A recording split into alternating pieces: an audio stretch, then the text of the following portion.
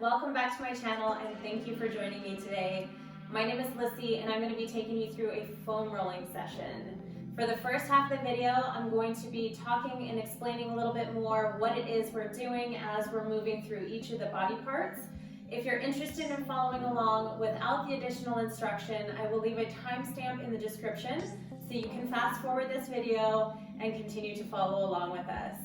If you're ready, please give this video a big thumbs up. Make sure you're subscribed so you get notified when new videos are uploaded, and let's begin. We're going to start at the very bottom and work our way up. So we're going to begin at the calves. Go ahead and set your roller down. Hands are going to come behind, and I'm going to roll right between my ankles and my knees here, right through all of the muscle meaty area here. Lifting the hips up off the floor, and then we're just going back and forth between the knees and the ankles. And feel free to walk your hands around, move as you need to. Making sure we're hitting all angles here, so not just straight up and down the middle. I'm also going to turn my legs to get a little bit more on the outside of the legs, the inside of the legs, in both directions. What we're looking for are knots or tender spots that you may feel in the muscles. So no different than if you have ever gone to get a massage, when somebody digs their elbow into your shoulder blade and you feel that painful tender spot. That's essentially what we're looking for and what we're attempting to kind of dig out and iron out on our own with the roller. Now, if you want more pressure into one leg, we can cross one foot over the other and find a little bit more pressure to work out any of those tender spots. And I like to spend about 1 to 2 minutes on each body part. Let's go ahead and cross the other leg over. Your sides, and depending on how something is feeling, if it needs a little bit more attention, I'll spend more time on it. If it doesn't feel too bad, then I just kind of do a quick little run over it and then move on to the next thing. All right, so let's go ahead and move on up the body. We're going to roll out the hamstrings next. Right between the top of the knees here and the bottom of the glutes. I'm not going to roll over the back of my knees for this one, so just make sure you're stopping right above the knee joint. We don't want to roll over any joints. Try to keep it in the muscle meaty area. And this one, for a lot of people, tends to not be too tender. And if that's the case, then we start getting into the conversation of more firm rollers, but we'll save that for another video. So the hamstrings are pretty good. So I'm gonna go ahead and move up to the glutes next. So I'm gonna sit right on top of my roller, and I'm gonna choose one side to roll on. So I'm gonna lean towards you a little bit here, rolling on my right glute. My hand is back here to support. Now, I have my feet uncrossed at the moment, and I actually feel some tender spots in here. So you can stay like this. It also sometimes takes a little bit of working out the balance when you're sitting on the roller here. Is a good way to put it.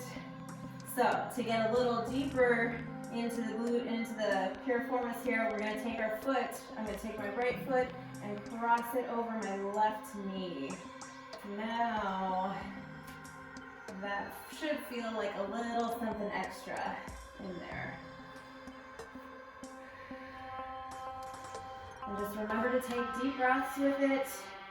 Those tender spots are areas that need attention, so we don't want to avoid those areas. You want to be working into those areas a little bit more as best you can. I know it doesn't feel great, but I promise you, if you can endure this little bit of pain foam rolling, it will create so much more ease in your body in the future, and that future is 5 minutes from now, 10 minutes from now, almost immediately in some cases.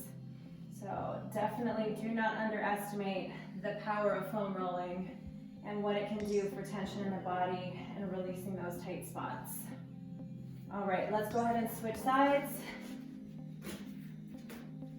Leaning onto my left side now, crossing my left foot over my right knee.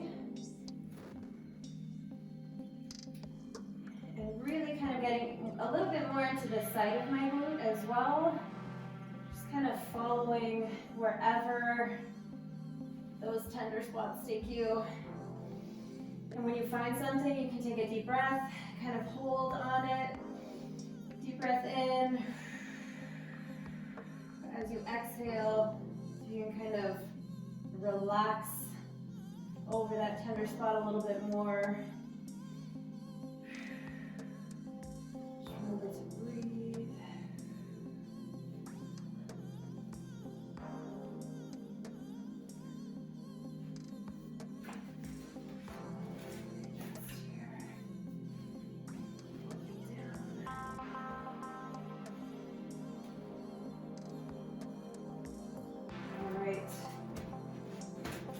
Go ahead and flip around to the front. We're going to roll into your quads next. So the quads, right from the top of the knees again to the bottom of the hips. I'm going to start right around mid-quad, coming down onto my elbows, making sure those elbows are parallel to each other, just like when we do a plank in a workout. And making sure that your hips stay tucked on this one, so I'm not arching my back and disengaging my core. I still want to think about keeping that core engaged, supporting my lower back as we roll in the quads here. And then same thing with the quads that we had done with the calves. I'm going to shift my body, I'm going to shift my hips a little bit to roll a little more on the inside of the legs, the outside of the legs. Take it back to the center. Shift, roll into the other side.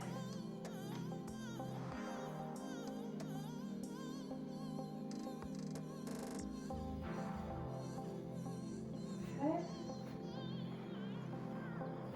Quads usually tend to be kind of one of those tender areas for me, especially closer to the knees. Deep breath in, deep breath out.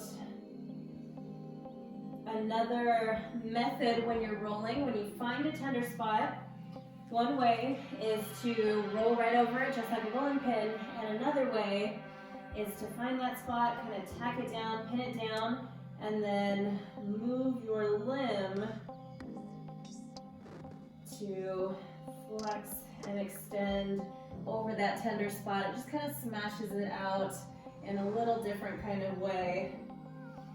I'll do that a couple times and then roll everything back out. All right, and let's go ahead and take it onto your side next to that IT band. A lot of people have different feelings about this. Some people think that it doesn't really help anything to roll the IT band. Some people think it does help, so totally up to you.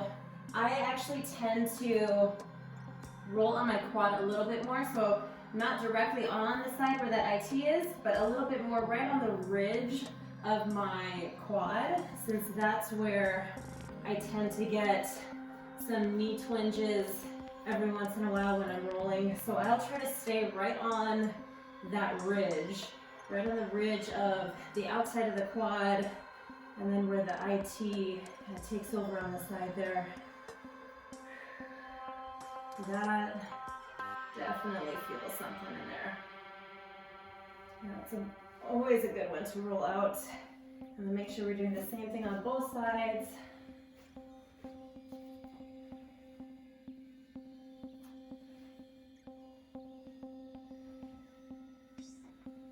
This one does tend to get very painful. So what you can do is scoot the roller off to the side a little bit more, and you can use this free leg to rest on the ground to take a little bit more of that pressure off, or really using your foot on top here to lift your body between my hand, my elbow, and my foot to take some of the weight off the roller and kind of modify that pressure you're putting down into it, because this one can get very sensitive and painful. Just remember to breathe through it. The pain will last forever, and I promise you, the more you roll, the less painful it will become. You know, it's, you kind of figure out the balance of all of the things we do in our daily life, all of the sitting down at a desk at the computer, sitting down in the car for a commute, all of those hours spent in an unnatural position and our body getting tight versus how many minutes a day we actually foam roll, it doesn't quite balance out. So the more you're able to foam roll and stretch and do any kind of mobility work that you're into, yoga, the better your body is going to feel. And even just 5 minutes a day on the roller makes such a huge difference, I promise you. The pain of foam rolling is far less painful than the pain of a body that is tight and immobile. All right, let's move on to the upper body here. So general rule of thumb, I never go below, let's say, mid rib cage or sports bra line. Anything below that, there's not a lot of structure protecting your spine, all of those small nerves, those tiny bones, there's not enough structure protecting your spine from the roller. Versus the upper back, we have our shoulder blades, we have our large back muscles to cushion our spine in between the roller here. So never rolling on the lower back. A lot of people tend to roll on their lower back because they have lower back pain, which is, depending on the situation, oftentimes a symptom of tight hips. So it's not actually the rolling the lower back that is needed in that case. It's a little more focus and opening up the hips and getting into some other stretches. All right, so that's your disclaimer about the foam roller here. Let's go ahead and take a nice big hug around your chest, opening up the back, opening up the shoulder blades, and then we're gonna lift the hips and just roll back and forth here. Nice and easy. Taking some breaths. You might feel your back adjusting a little bit. Just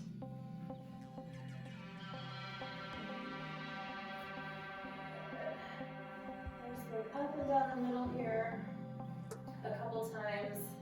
And then the fun part, we're going to scoot down a little bit more, bring the arms up overhead, lift the hips again, and now I'm going to turn into my side a little bit more. So I'm rolling out my lats, which is going to open up the range of motion in our shoulders once all of this gets rolled out and stretched out if it's tight. So in a lot of our workouts, we do some prone overhead press movements. If those feel really, really challenging to keep your arms lifted off the floor, a lot of times it's because there's tightness in the lats here. This one can be very, very painful as well.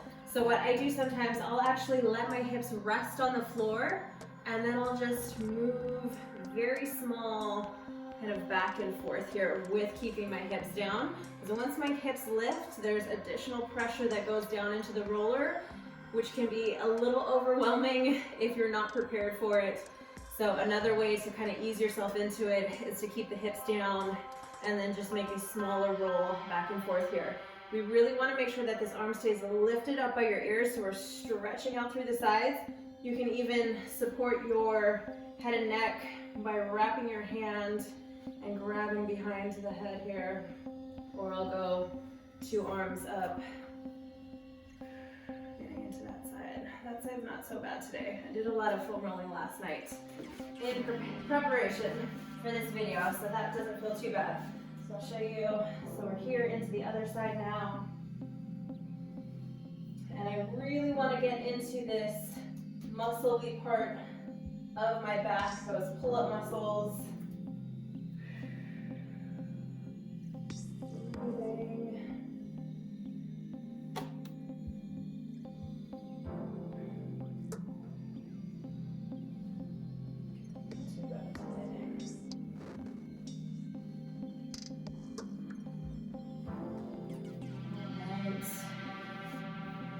Awesome work. So those are some of the basics of foam rolling. If you're done with the roller for now, great job. Keep it close by so that you can use it before your workout, after your workout, when you're winding down for the night. Anytime is a great time to hop on the roller for a couple of minutes and ease any tension that you're feeling in your body. If you're continuing on with me, let's go ahead and take it back to the calves and continue this foam rolling session.